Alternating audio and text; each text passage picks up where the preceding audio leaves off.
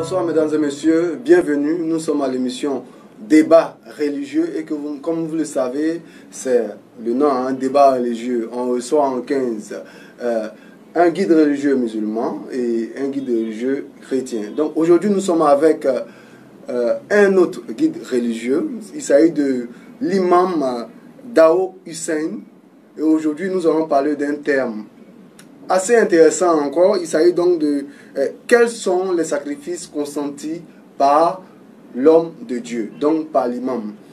Vous savez, toujours c'est nous qui les sollicitons. Mais en réalité, qu'est-ce qu'ils vivent eux-mêmes? Est-ce qu'on y pense? Aujourd'hui, avec l'imam Dao Hussein, nous allons tenter de rentrer un peu dans leur univers et puis chercher à comprendre comment est-ce qu'ils vivent et qu'est-ce qu'on fait parfois qui les fatigue quand même. Voilà. Parce qu'il est important aussi qu'on mette nos guides religieux à l'aise. C'est le lieu de rappeler que l'émission Débat religieux est offerte par notre partenaire Ozon pour Adjamé, équipe conduite par M. Badrali Diakité. Alors, bienvenue à vous et soyez scotchés. Bonjour l'imam. Bonjour. Bienvenue donc à cette émission. Merci. D'accord. Nous sommes vraiment honorés de vous recevoir ce jour. D'accord. On va commencer déjà avec la première question. Ok. Mais avant, Imam Dao Hussein, où est-ce que vous officiez? Bien. D'abord, Bismillahirrahmanirrahim, Alhamdulillahi Rabbil Alamin, wa salatu wa salam ala Rasulillah wa ba'd. Nous remercions Dieu et nous lui rendons gloire et nous attestons qu'il n'y a point de Dieu sauf Allah et que le prophète Mohammed sallallahu alayhi wa sallam est son messager. D'abord, je suis l'imam Dao Hussein. Okay. Je suis imam au Black Market à la mosquée Abou Bakr Siddiq. C'est là où je officie la prière du vendredi. Okay. Je suis membre d'une association islamique au niveau de Bourma-Côté appelée Jeddah, l'association Jeddah. L'association Jeddah. D'accord. Nous en savons quelque chose. Ah oui. D'accord. Alors, nous profitons pour saluer l'imam Vamara. Voilà, l'imam Vamara que nous connaissons très bien aussi. Ok, je salue l'imam qui est mon imam aussi. Ah, d'accord. C'est quelqu'un que j'admire beaucoup et j'apprécie beaucoup ses interventions et j'apprends beaucoup auprès de lui aussi. C'est un aîné pour moi et j'ai beaucoup de respect pour lui aussi. Donc je lui dis salam alaikum imam, s'il est à l'écoute. Ok, d'accord. Alors, vous avez dit, vous officiez au Black Market. Oui. Et le Black Market, tout le monde sait que c'est un lieu vraiment où il y a beaucoup de business, beaucoup d'échanges, c'est un marché. Mais en même temps, il y a beaucoup de choses qui s'y passent. Donc, ça fait que certainement vous rencontrez beaucoup de choses vous aussi. Justement. Alors, la première question. Comment est-ce qu'on devient imam? Est-ce qu'un jeune peut décider, il dit, bon, moi, vraiment, j'ai envie de devenir imam, je veux servir Dieu? Ou bien encore, ce n'est pas une décision personnelle, c'est tu attends que Dieu t'appelle. Comment est-ce que ça se passe? Bien, d'abord, la fonction d'un imam, souvent on est choisi étant imam, souvent aussi on décide d'être imam. Quand on dit décider d'être imam, on peut décider de servir la communauté musulmane. Mais d'abord, avant de servir la communauté musulmane, il faut être instruit, il faut recevoir une formation pour pouvoir servir la communauté aussi. Une connaissance nécessaire pour pouvoir servir la communauté. Donc la formation est donc primordiale, elle est indispensable. C'est primordial et c'est un préalable. Personne ne peut se lever. Est-ce que les anciens imams recevaient ces formations? Est-ce que c'est pas de notre époque aujourd'hui, on est venu imposer cette formation? Je dirais non, parce que à l'époque il y avait des formations, comme on voyait, même si c'était des systèmes archaïques. Aujourd'hui c'est beaucoup modernisé. Sinon, tous les imams ont reçu des formations, à ma connaissance. Ok. Alors, c'est quoi le rôle, la fonction même d'un imam? Bien. Le mot imam, d'abord, en arabe, ça veut dire un guide. Un guide. Ça veut dire un guide. Un guide religieux. C'est-à-dire quelqu'un qui est au devant des gens, non seulement il enseigne, il prêche la parole de Dieu, et il se met au service de la communauté. Il se préoccupe aussi des problèmes de la communauté aussi. Et il guide les prières, etc. D'accord.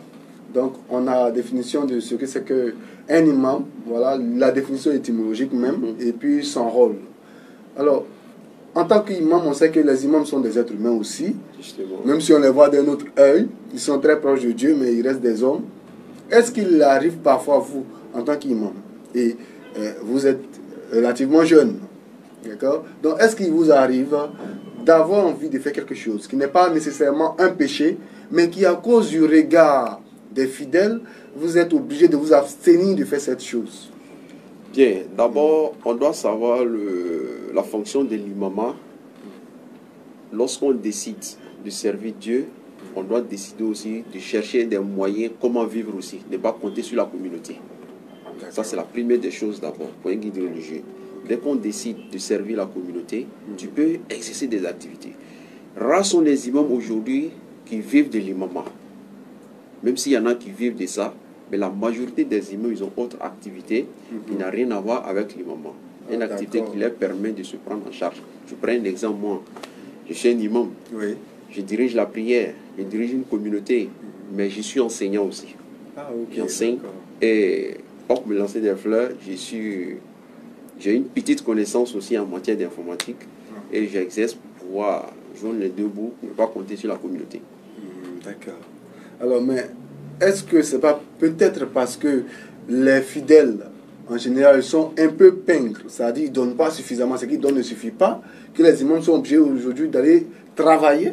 Parce que normalement, on se dit que quand, par notre référence, ça doit être nos ancêtres qui servaient Dieu d'une façon un peu plus pieuse, on va dire, hein, donc on essaie de les copier. Est-ce que ce n'est pas parce qu'aujourd'hui les fidèles ne donnent pas assez que les imams d'aujourd'hui sont obligés de travailler? Bon, je dirais oui et je dirais non aussi. Oui, pourquoi? Parce qu'un imam qui décide de ne rien faire, ce que la communauté, les fidèles lui donnent comme des dons, ça ne peut pas lui permettre de se prendre en charge. Donc, il est obligé de se prendre en charge, de faire autre chose pour pouvoir se prendre en charge. Je dis non, pourquoi? Parce que l'imam, c'est quelqu'un, il doit travailler aussi. Si nous prenons l'histoire de l'islam, le prophète, sallallahu alayhi wa sallam, après son décès, son premier successeur qui s'appelait Abu Bakr, dès qu'il a été choisi comme le chef ou bien le guide de la communauté musulmane, le lendemain, il est sorti, il partait au marché. On lui a demandé, mais où vas-tu? Il dit, non, je vais chercher de quoi manger avec ma famille. Il dit, non, mais qui va s'occuper de la communauté? Si nous sommes bien organisés, l'imam ne doit pas exercer autre chose que la communauté, se mettre à la disposition de la communauté. Mais puisque nous ne sommes pas bien organisés, si je dis bien organisés, souvent quand l'imam essaye de parler, même affaire d'argent, l'imam, il aime trop l'argent.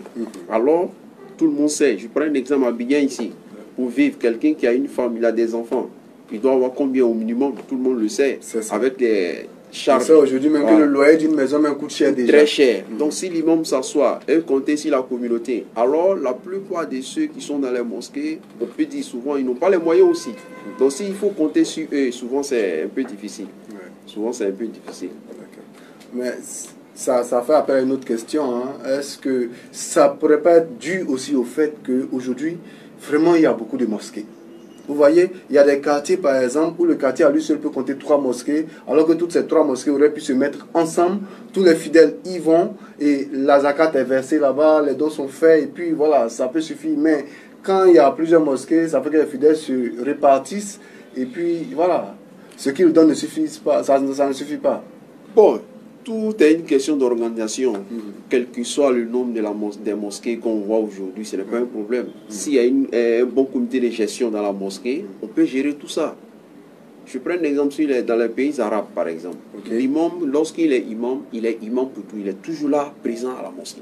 Je prends un exemple, un imam, on l'appelle à partir de 9h-10h. Il doit aller au travail. On y vient célébrer un mariage ou bien un baptême. Qu'est-ce qu'il doit faire? C'est ça, vous soulevez un problème. Voilà, donc il est obligé de faire 2 poids 2 mesures.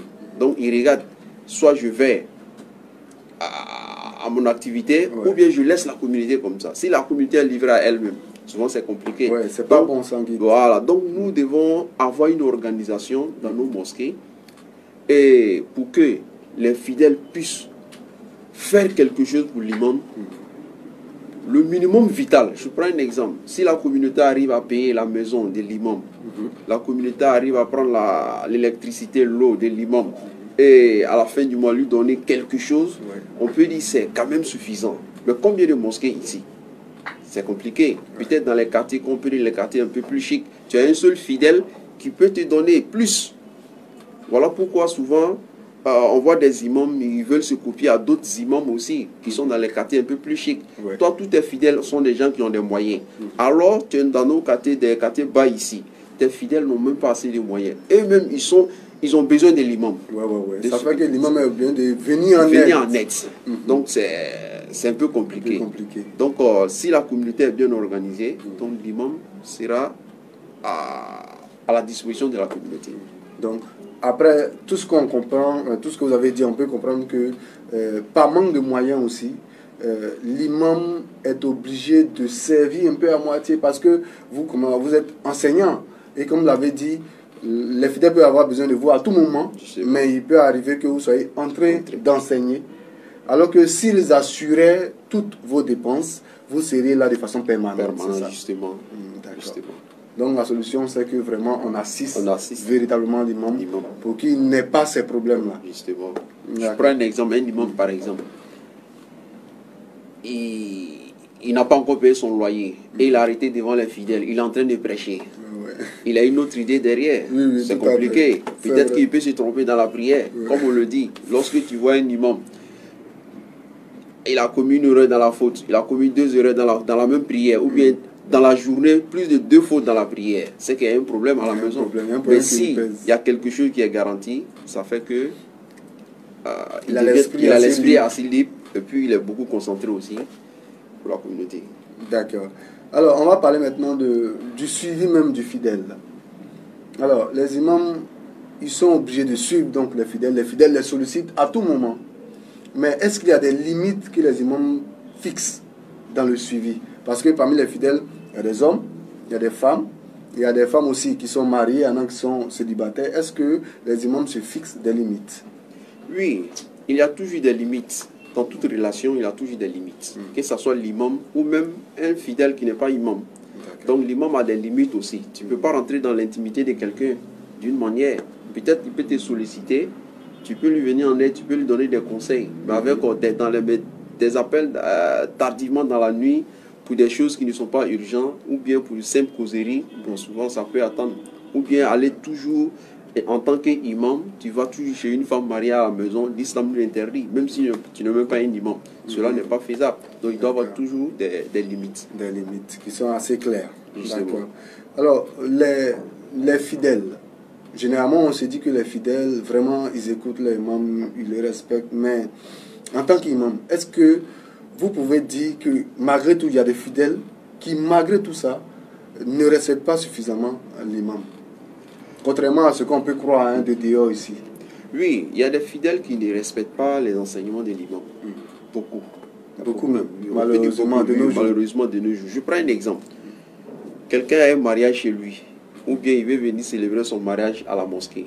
Il donne l'heure, la ponctualité. Souvent, l'imam, il est obligé de s'asseoir. On lui dit à 9h. Il est assis jusqu'à 9h, 10h, 11h, avant que les mariés ou bien les responsables du mariage ne soient là. Donc ça prend tout son temps. Donc c'est une manière aussi de dire, il n'écoute pas l'imam. Alors l'imam parle de ça à tout moment. Il y a ça. Il y a autre chose encore. Pendant que l'imam, souvent, l'imam, il est en train de faire son prêche ou son sermon. Dès que l'imam dépasse l'heure de 5 minutes, les gens commencent à grogner souvent. Alors, bon, je suis obligé de le dire, on passe beaucoup de temps à regarder un match de football qui dure par exemple 90 minutes. Il y a des gens qui regardent 2 matchs de football par jour. Et il est assis. Il y en a qui regardent des feuilletons aussi, des 2 fois 45 minutes. Là, ça ne nous gêne pas. Ça ne nous gêne pas. Mais lorsque l'imam déborde les 5-10 minutes, on dit ah, l'imam il a exagéré. Ou bien la prière, l'imam il a trop tiré la prière aujourd'hui. Au lieu de 10 minutes, il a fait 15 minutes. Donc ce sont ces genres de choses. L'imam parle. On n'est pas, les fidèles souvent ils ne sont pas trop concentrés sur ce que l'imam dit, mais ils sont beaucoup concentrés sur ce qu'ils vont faire après la prière. Donc souvent que tu vois, ça fait que les fidèles sont beaucoup déconcentrés. Donc c'est quelque chose que nous déplorons aussi en tant qu'imam. D'accord. Alors, donc, nous sommes donc à l'émission Débat religieux. Aujourd'hui, nous recevons l'imam Daou Hussein. Il officie à la mosquée du Black Market. Et donc, nous vous informons que le téléphone, il est ouvert. Vous pouvez appeler pour intervenir en direct. Vous pouvez poser des questions directement à l'imam et vraiment, il fera l'effort d'y répondre. Les numéros sont les suivants, le 57 57 34 99 ou encore le 02 79 79 70 ou bien encore le 86 52 00 04. On attend vos appels si vous avez des questions, des suggestions ou des exemples même. Vous pouvez appeler pour intervenir.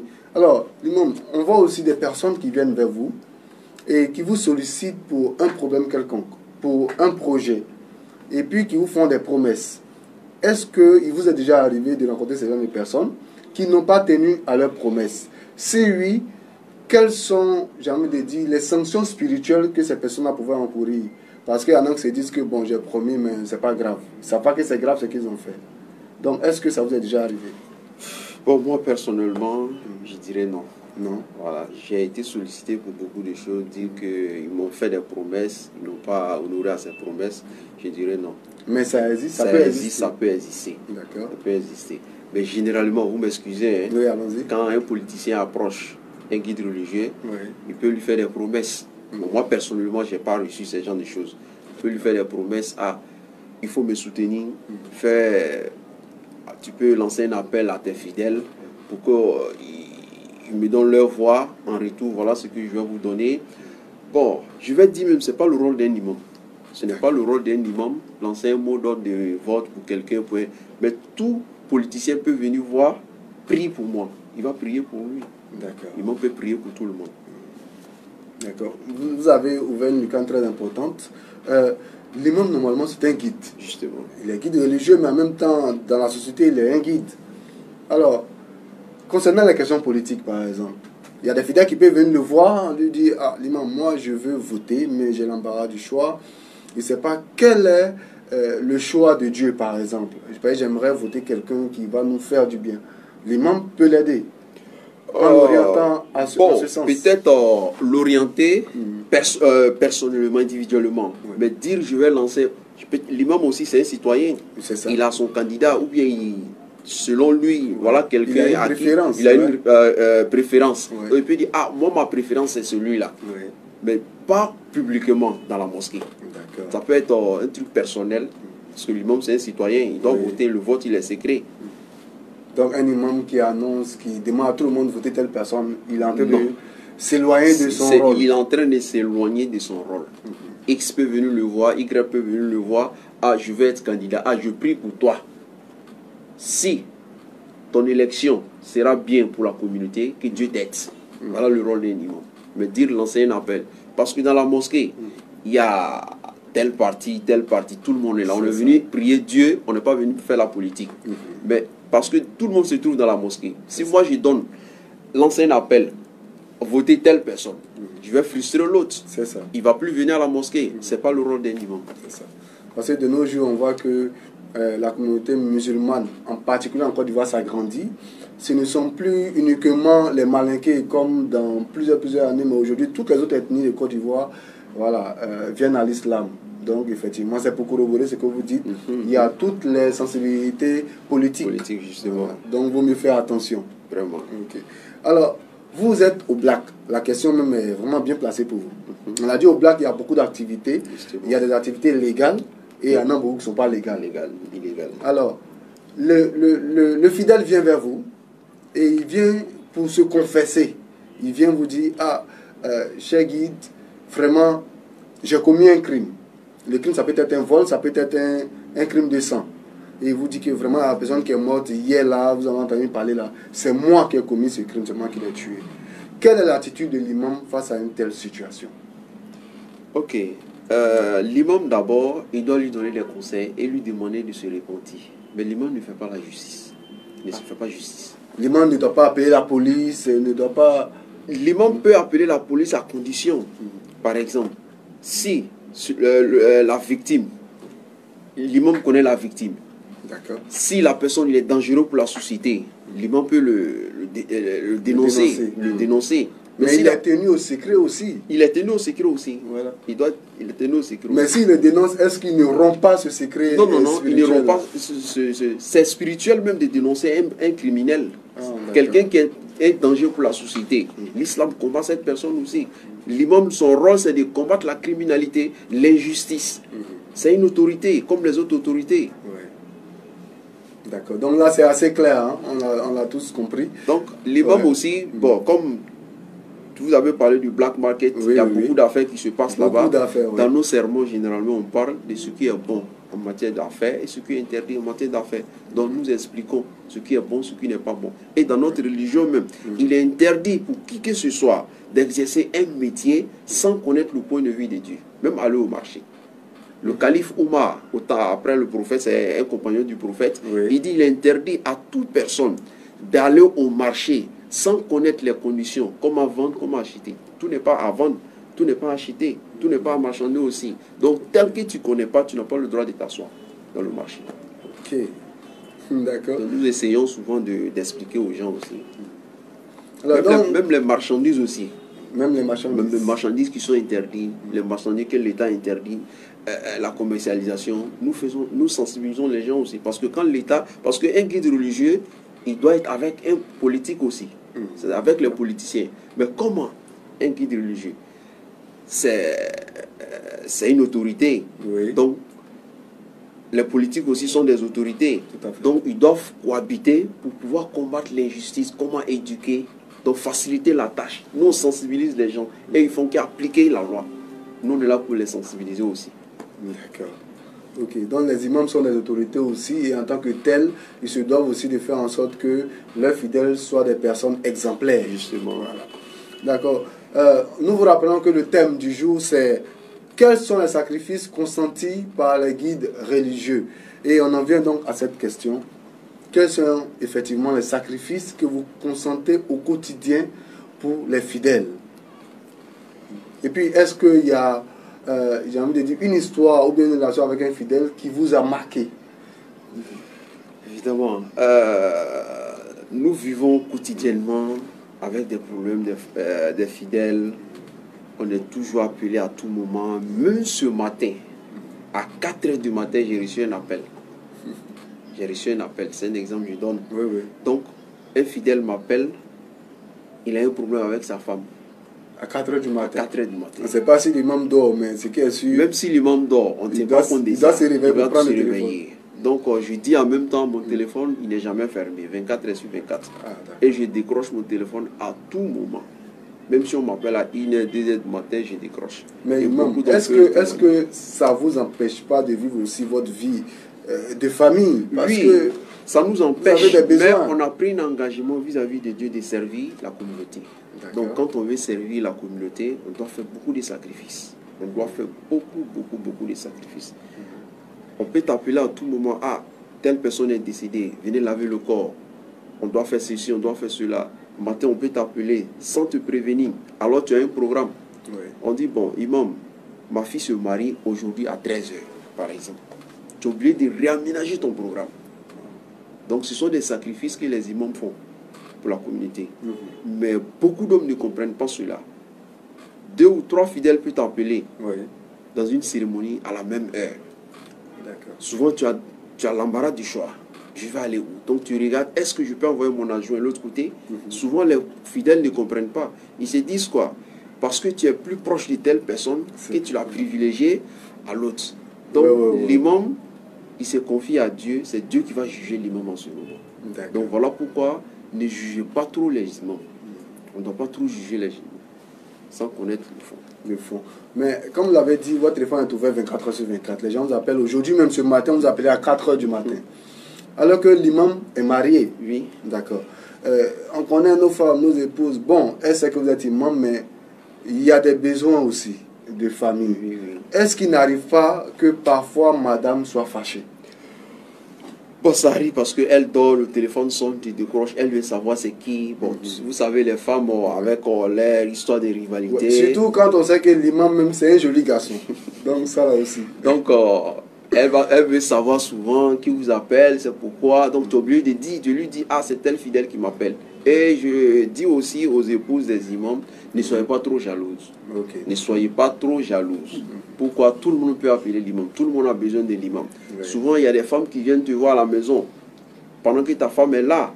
Donc, elle veut savoir qu'est-ce qui se passe entre vous. Peut-être qu'elle est venue expliquer un problème personnel. T'as vu? Donc, ce que je peux dire aux imams aussi, de ne pas trop s'isoler avec les femmes qui ne sont pas leurs femmes dans des endroits douteux. Là, c'est pas bon. C'est pas intéressant. C'est pas intéressant. Ça peut envoyer une confusion dans l'esprit des gens. Même et puis, si c'est pas ça. Voilà, l'imam aussi, c'est un être humain. Il peut être tenté aussi. Ouais. Voilà, il peut être tenté. Donc, il faut éviter ces genres de relations. À propos des tentations, il y a beaucoup. On sait que les femmes qui veulent quelque chose, elles font tout pour l'avoir. Justement. Elles sont belles aussi, tout ça. Est-ce qu'il n'arrive pas que effectivement l'imam soit tenté? C'est-à-dire des fidèles, des femmes qui prennent parfois l'initiative même de tenter l'imam. Oui, ça existe beaucoup. Ça existe beaucoup. Mais c'est Dieu qui nous sauve. Parfois, c'est Dieu qui nous sauve. Parce que une fois que tu as une bonne intention, même si ça vient, c'est Dieu qui te protège. Voilà pourquoi il ne faut jamais te taper la poitrine. Non, moi je ne fais pas ça. Tu es un être humain. Le prophète Joseph, Youssouf, il a été éprouvé. La femme, il a été séduit par la femme du roi, pas Pharaon, du roi. Donc il a été tenté. C'est Dieu qui l'a sauvé. Dieu nous dit dans le Coran, c'est-à-dire, c'est Dieu même qui l'a inspiré et qui l'a sauvé. Parce que c'est un être humain. Oui. Donc l'imam aussi, c'est un être humain. Il peut être toujours tenté, mais toujours, il faut beaucoup prier pour qu'Allah t'en préserve. D'accord. Donc, comme vous l'avez dit, l'imam, c'est un être humain. Lui aussi, il doit beaucoup prier. Mais en même temps aussi, étant sur la terre, il a des problèmes même de même ordre que les fidèles. Justement. Des problèmes familiaux, bien des problèmes de scolarité de l'enfant. En tout cas, tous les problèmes. Alors, quand l'imam traverse des difficultés, parce qu'il peut arriver qu'il discute aussi avec sa femme, bien qu'elle soit fâchée avec lui. Il peut arriver que l'enfant vraiment énerve l'imam. Parce que quand nos enfants grandissent, parfois, ils empruntent des chemins et le père qui est imam, voit, il n'est pas fier. Donc, ça peut vraiment inquiéter l'imam. Il a des problèmes. Justement. Et quand il a des problèmes, vers qui il se tourne? Oh, un imam, c'est quelqu'un, il a des conseillers aussi. D'accord. Tout imam doit avoir un conseiller. Un conseiller. On a tous des dévanciers. Donc, comme j'ai cité l'imam Vamara, au début de l'émission, c'est quelqu'un que j'admire beaucoup. Donc, nous aussi, il y a d'autres imams, nos dévanciers, quand on a un problème, on va les soumettre ce problème, ils nous donnent des idées, on échange avec eux. Donc l'imam ne doit pas dire non, je suis arrivé, je ne vais plus demander conseil à quelqu'un. Non, tu te trompes aussi. Tu es un être humain, tu ne peux pas tout savoir. Oui. Avec l'expérience qu'ils ont vécue, donc ils peuvent te donner d'expérience aussi. D'accord.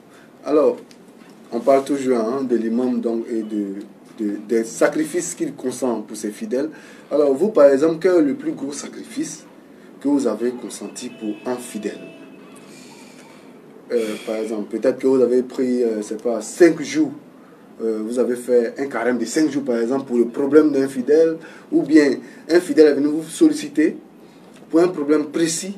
Et vous avez fait le sacrifice de prendre de l'argent qui était sur vous, qui devait servir à quelque chose, pour débloquer, pour l'aider dans son problème. Bon, ça c'est un quotidien pour nous. Hein. Ah. Ça c'est un quotidien pour tous les imams. À chaque fois, les fidèles viennent vous voir, j'ai tel problème. Souvent, toi-même, à qui il vient expliquer ton problème, son problème, toi-même tu as des problèmes en ce moment. Ouais. Souvent, on fait recours à des fidèles dans les mosquées. On dit, ah, voilà un fidèle qui a des problèmes. Souvent, on lance des quêtes pour aider des gens aussi. Donc souvent, tu es obligé, ton sac de riz qui est à la maison, tu vas enlever un peu, lui donner. On ne peut pas tout dire. En tout cas, les imams font beaucoup de sacrifices. Il y en a beaucoup. Il y a beaucoup, beaucoup. Alors l'imam n'a pas un budget chez lui à la maison. Oui. Souvent, on peut voir l'imam dehors, il est bien, peut-être il roule dans une voiture, mais il n'a même pas 1000 francs dans sa poche. Mais le fidèle ne peut pas le savoir. Quand lui vient, ah, il faut résoudre son problème. Quand tu lui dis ça ne va pas, souvent ils sont fâchés. Mais tu vas faire comment? Tu vois, peut-être tu vas voir un imam, la voiture dans laquelle il roule, c'est un fidèle qui lui a donné. Ou bien ce qu'il porte, c'est un fidèle qui lui a donné. Peut-être ce n'est pas lui-même son argent qui a payé. Mais quand tu vois ça, tu as l'impression qu'il a tout. Alors il n'a rien. Et le prophète dit aussi, on doit penser à ces gens de personnes à chaque fois. Donc il y a des fidèles aussi qui arrivent à penser aux imams. Ah, il sait que, par exemple, si la fête arrive, etc., il vient, personnellement, il vient donner quelque chose à l'imam, il faut que tu prends l'argent. Mais ce n'est pas fréquent. Voilà. Bon, bientôt même, c'est la fête de la Tabaski. On a autour de 5 jours de la Tabaski. Alors, généralement, en tant qu'imam, comment est-ce que vous célébrez ça? Est-ce que l'imam lui-même doit forcément acheter un mouton? Le thème même d'une émission de ce jour, c'était le musulman, voilà, le fidèle musulman, doit-il obligatoirement immoler un mouton? Donc, vous allez répondre à la question ici aussi. Hein. Mais je disais, l'imam, il doit forcément acheter un mouton ou bien il attend qu'un fidèle lui offre un mouton. Comment ça se passe? Logiquement, l'imam doit payer son mouton s'il a les moyens. S'il n'a pas les moyens, le fidèle doit penser à ça, chercher un mouton pour l'imam. Parce que l'imam, c'est lui qui commence à immoler après la prière, c'est l'imam qui doit immoler. Imaginez, l'imam n'a pas débuté. Donc c'est lorsque, après la prière, l'imam vient immoler sa bête et les fidèles vont le suivre maintenant. Mais si l'imam n'a rien, donc c'est une responsabilité pour la communauté. Voilà pourquoi je disais, si dans la mosquée, il y a une communauté bien organisée, un comité de gestion, un mois ou bien 2 mois avant, on peut demander, on sait quand même dans les mosquées quels sont ceux qui ont les moyens. C'est ça. Bon, un mouton peut-être de 100 à 150 000 ou bien plus que ça. Donc les fidèles peuvent s'organiser, on va acheter un mouton pour notre imam. Si l'imam n'a pas les moyens. D'accord. Voilà. Mais comme s'il n'a pas eu de mouton aussi, un fidèle va envoyer son mouton, il va immoler. Même si... Voilà. Et puis, il va lui donner une petite part. Justement. Donc, pensez au mouton de l'imam, parce que l'imam aussi a une famille. Donc, il se doit de fêter, il a même dit dignement avec sa famille. Maintenant, venant à la question, le fidèle musulman doit-il obligatoirement immoler un mouton? Beaucoup de choses se disent. Il y en a qui disent qu'une fois que tu as immolé un mouton, toute ta vie, tu dois l'immoler. Même si tu n'as pas l'argent, tu dois te débrouiller pour avoir ton mouton pour l'immoler. Il y a une autre version qui dit encore que normalement, une fois que tu es parti à la Mecque, en tout cas, chaque année, tu dois immoler ton mouton.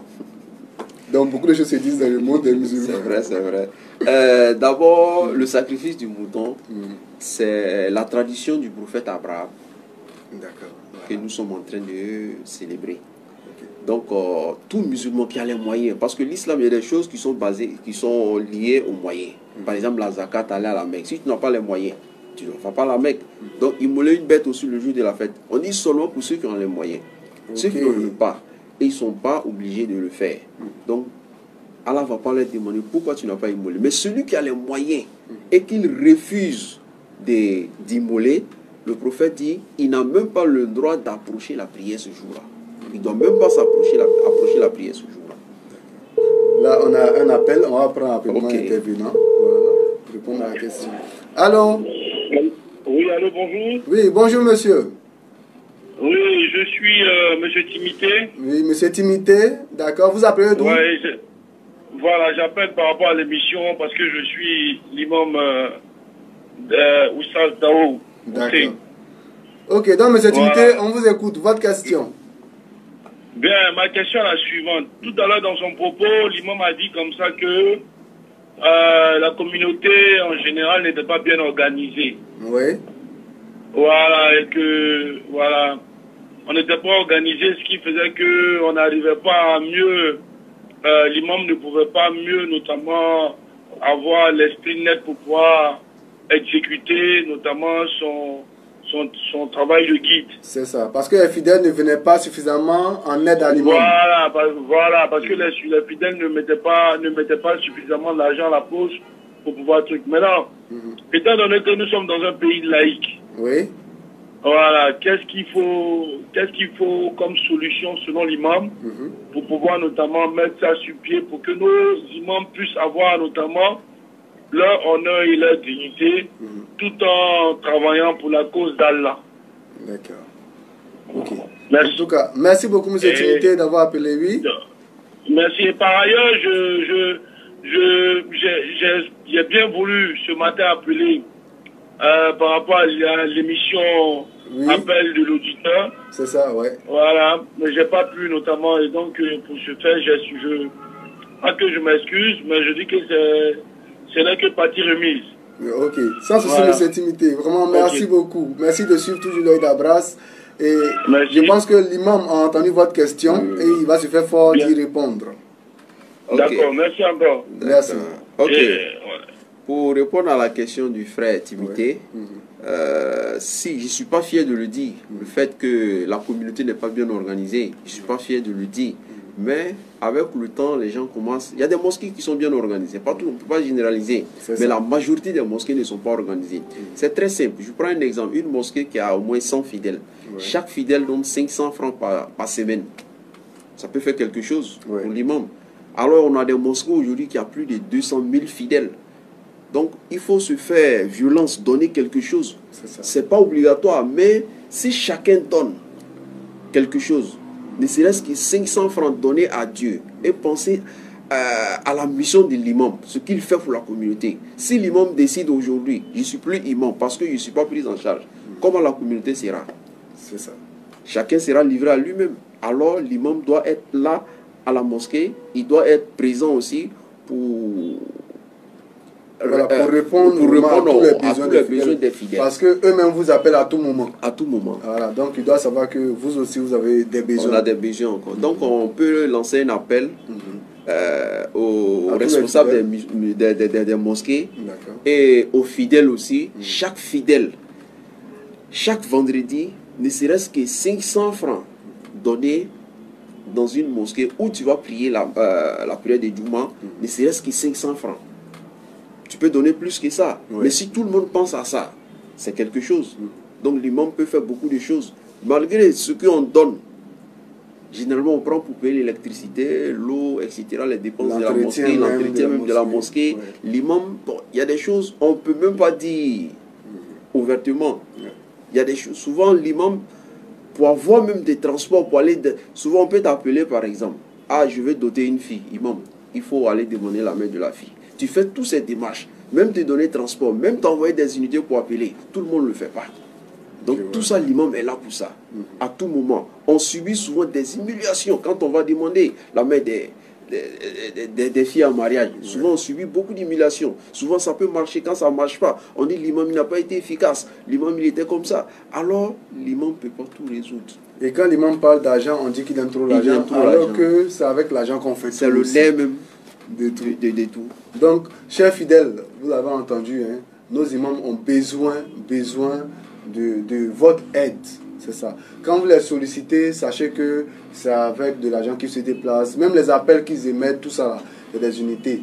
Donc, comme il a dit tous les vendredis, vous venez à la mosquée au moins avec 500 francs, ça peut aider. Vous pouvez même leur faire des transferts d'unités, tout ça c'est important. N'est-ce pas? Oui. D'accord. Donc, on parlait de la Tabaski qui est proche. Donc, vous êtes allé parler de comment même a commencé l'histoire même du mouton qui doit être immolé toutes les fêtes de Tabaski. Bien, c'est le prophète Abraham. Dieu l'a éprouvé après plus de 80 ans. Il n'a pas eu d'enfant. Imaginez-vous, Abraham, il était l'ami intime de Dieu, comme Dieu l'appelait. Khalilullah. Le mot Khalil en arabe, ça veut dire le confident d'Allah. Alors, en amitié, chacun veut satisfaire son ami. Dieu, il n'enfante pas, mais il peut donner enfant aux gens. Son ami qui voulait enfant, Dieu ne lui a pas donné, il lui a éprouvé. Après 80 ans, il a eu un enfant. Au moment où l'enfant commence à marcher, il peut faire les commissions de ses parents. C'est en ce moment l'homme est fier d'avoir un enfant. C'est en ce moment Allah lui a dit d'immoler son fils. Quelle épreuve. Donc Dieu voulait l'éprouver toujours. Donc il a décidé, il a vu son rêve. Dieu lui avait donné une bonne épouse. Donc il a dit à son épouse, ah voilà ce que j'ai vu en rêve. Il dit exécute. Imaginez-vous aujourd'hui nos femmes qui n'ont pas eu d'enfant. Le seul fils qu'il a eu, on va immoler ce fils pour Dieu. Donc Dieu a fait que Dieu lui a donné une bonne épouse. L'épouse dit, si c'est Dieu qui t'a ordonné, on va l'obéir. De nos jours en tout cas, là c'est pas la peine. C'est pas la peine. Il va dire non, tu n'es pas normal. Elle va dire tu n'es pas normal. Donc elle a dit bon, comme c'est mon fils, si tu l'as immolé devant, moi j'aurais beaucoup de sentiments pour lui. Éloigne-toi. Éloigne-toi. Il s'est éloigné. Lorsqu'au moment il a mis l'enfant attaché, bandé ses yeux, au moment il voulait l'égorger, il a fermé ses yeux pour ne pas regarder Donc Allah a envoyé l'ange Gabriel déplacer l'enfant et déposer une bête et il a immolé. Lorsqu'il a fini, il ouvre ses yeux, voilà son fils à côté et voilà la bête qui est immolée. Donc c'est là l'histoire. C'est là l'histoire de... Et c'était dans ce mois aussi, dans le mois de Zulhijjah, c'est-à-dire c'était le jour de Tabaski. D'accord. Le Donc 10e jour de ce mois. Donc c'est une commémoration de cet événement justement. Donc voilà pourquoi tout musulman qui a les moyens doit faire. Maintenant, dire celui qui a immolé une fois, il doit immoler durant toute sa vie, non. D'accord. C'est seulement l'année où tu as les moyens, tu le fais. Si tu n'as pas eu les moyens aussi, Dieu ne va pas t'interroger. Ou bien dire, je suis allé à la Mecque, donc chaque année, je dois immoler. Non, ce n'est pas obligatoire. D'accord, mais est-ce qu'en dehors du mouton, on peut immoler d'autres bêtes? Oui, on peut immoler d'autres bêtes. Chameau, bœuf, chèvre et puis mouton. Maintenant, chameau, 7 personnes. 7 personnes. C'est valable pour 7 familles. Le bœuf aussi, c'est valable pour 7 personnes. C'est dans 7 familles. Mais le mouton, une seule famille. Et la chèvre aussi, une seule famille. Alors, pour éclairer tous ceux qui nous regardent, est-ce qu'une seule personne peut prendre sur elle d'acheter un chameau et puis l'immoler? Oui, une seule personne. Au maximum 7 personnes. Par exemple, le mouton peut être cher, par exemple. On peut décider à 7, à 2, 3, jusqu'à 7. Bon, on va s'associer, on va payer un bœuf et puis on va partager la viande. Donc Dieu ne regarde pas la viande, la chair, mais c'est l'intention qui vous anime. L'intention que vous formulez pour faire, vous êtes récompensé en fonction de ça. D'accord. Donc, l'émission TDA vers sa fin. Donc, vous êtes, comme on vous l'a dit à l'émission Débat religieux. Aujourd'hui, nous sommes avec l'imam Daou Hussein. Et il est imam à la mosquée du Black Market à Djamé. Alors, imam, une dernière question. Alors, on dit que généralement, les femmes même, si elles sont précieuses, voilà, on sait qu'elles sont également source de problèmes aussi. Parce que la première à avoir créé le problème, c'est dans le jardin d'Éden. Voilà, c'était la femme encore. Mais pourquoi les imams, malgré tout ça, généralement, ils ont plus d'une femme? Ils ont 2, 3, 4 femmes. Est-ce que c'est un péché mignon ou bien c'est pour respecter un verset coranique ou bien c'est leur propre chair? Bon, d'abord, c'est un enseignement coranique. Et pas seulement les imams, hein. Dieu nous dit d'épouser les femmes que nous désirons. 2, 3, 4 au minimum, au maximum. 4.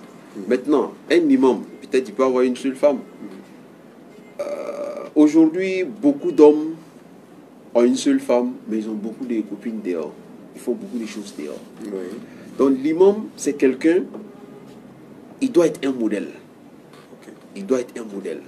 Parfois, il est là avec une seule femme et il y a beaucoup de choses. Donc, il préfère prendre 2, 3, 4 femmes pour s'abstenir, pour ne pas forniquer ou bien faire de l'adultère. Donc, pour qu'il puisse être tranquille dans la tête, parce que c'est quelque chose, c'est psychologique. À partir du moment où tu as un problème, vous m'excusez du terme, sexuel, tu n'es pas trop tranquille. Donc, l'imam ne doit pas avoir ce genre de choses dans son bagage. Il doit être libéré totalement, ou bien il doit être libéré de ces genres de choses pour pouvoir mieux servir la communauté. Imaginez où tu as eu 2, 3, 4 femmes. C'est plus facile de te maintenir devant les tentations que d'avoir une seule. Bon, on ne dit pas que d'avoir une seule femme, mais avec 2 femmes, on peut quand même baisser le regard. On peut quand même baisser le regard. D'accord. Donc, on va dire que c'est pour respecter une règle coranique aussi. Et puis, voilà. Éviter aussi beaucoup de tentations, beaucoup de choses. D'accord. En tout cas, merci beaucoup de nous avoir suivis. On va laisser le soin donc à l'imam de terminer à travers une adresse à tous les fidèles musulmans qui nous suivent ici en Côte d'Ivoire et même au-delà de la Côte d'Ivoire. On parlera en même temps aussi de leur donner des conseils par rapport à la fête de Tabaski qui est très proche. Mais avant, nous allons vous offrir, voilà, ça c'est le partenaire, M. Badra Ali Diakité, à travers son ONG qui fait beaucoup de bien, ici même à Abidjan, l'ONG Osons pour Adjamé. Voilà, donc il vous offre ça, c'est un courant. Voilà, donc, merci beaucoup. Le partenaire vous l'offre. Ok, merci pour le partenaire. Et nous prions beaucoup pour l'ONG, que ça puisse prospérer et que Dieu les protège. Donc le message que j'ai à lancer à l'endroit de la communauté, surtout dans cette période de fêtes, d'abord soyons solidaires, pensons beaucoup aux démunis, à ceux qui n'ont pas les moyens, et surtout chacun prie derrière un imam, pensons aussi aux imams. Et l'imam c'est un être humain comme les autres, on doit toujours penser à l'imam aussi, lui venir en aide parce qu'il est au service de la communauté. Imaginez-vous l'imam, vous sollicitez l'imam, il dit ah je suis occupé, vous serez un peu frustré. Donc, en tout cas nous on ne va pas comprendre. Voilà, donc c'est difficile à comprendre. Donc si on pense aux imams, aux guides religieux, ça va nous faciliter beaucoup de choses. Et souvent, imaginez-vous, tu vois ton imam, il est mal habillé ou bien il vit misérablement, tu peux même, tu as honte même de l'indexer, voilà mon imam qui est là. Mais si tu le vois, il est présentable, c'est quand même, ça reflète un peu la religion, et puis encore c'est encore bien vu. Ça rend plus fier même. Plus fier. Mais tu n'es pas fier de présenter ton imam à quelqu'un. C'est quand même un peu bizarre. C'est vrai. Bon, entre parenthèses, une fois souvent en partant à Bobo ou bien en venant à Bobo, souvent je marche volontairement, pas parce que j'ai pas de transport. Je quitte à Bobo, je marche pour faire un peu de sport. Une fois j'ai vu un de mes fidèles au feu. Dès qu'il m'a vu, moi je l'ai vu d'abord, il était au feu. Dès qu'il m'a regardé, il a tourné le regard. Il ne voulait plus me voir. Bon, je me suis dit, mais c'est ton imam, il est en train de marcher. Peut-être qu'il n'a pas de transport. Toi, tu as véhiculé. Tu peux lui dire, ah imam, où vas-tu? Je peux te descendre devant. Vraiment, ça m'a beaucoup marqué. Ça m'a beaucoup marqué. Mais j'ai dit, c'est quel genre de fidèle? L'imam, il est en train de marcher. Peut-être que tu es avec un ami, tu as honte de lui présenter, ah voilà mon imam. Vous voyez? Donc tous les fidèles n'ont pas la même manière de comprendre le rôle d'un imam. Heureusement que vous êtes un imam, sinon nous-mêmes entre nous, on va dire que entre nous, voilà, fidèles, ça passe pas. Ça c'est un palabre qui est là, c'est un ricouché, comme on dit chez nous. Tu vois? Voilà. Donc vraiment, merci beaucoup d'avoir suivi cette émission Débat religieux. Le vendredi prochain, avec un autre thème, nous recevrons un autre guide religieux. Mais cette fois-ci, ça sera du côté des chrétiens. Restez toujours scotchés sur l'œil d'Abraham et à très bientôt.